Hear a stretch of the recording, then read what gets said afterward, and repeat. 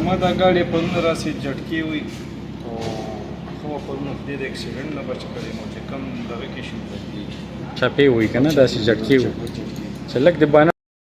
السلام علیکم دوستانو، خوش آمدید وایم تاسو د خپل یوټیوب چینل فضل امین آټو کې د کار کسټمر خبرې خو تاسو اورېدې چې ګاډی څه مسله کوي. دغه مسله دا وه چې ګاډی جټکې وایي، بریک ډنډه کېږي او چپې وهي په روانه باندې. دا دی کې ای ویب سسټم لګېدلی، چارکول کینسټر دا د هغې د ایئر پایپ دی انلټ سره دا لګېدلی او د دویم کنیکشن چې کوم دی دا چارکول کینسټر دا ای ویب سالینایډ وال دی دې سره لګېدلی.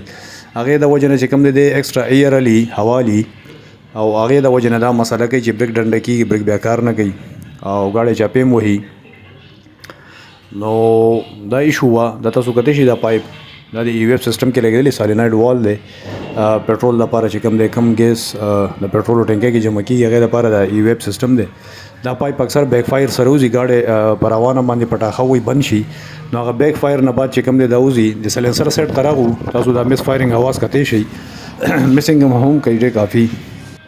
د سلنسر اواز یو رنګ نه دی، هغې د وجې نه ټوله مسله د پایپ د وجې نه چې بیک فایر یې والی دی دا پایپ وتی دی او بیا ایکسټرا هوا دي نو دا مسله هغې د وجې نه جوړېږي.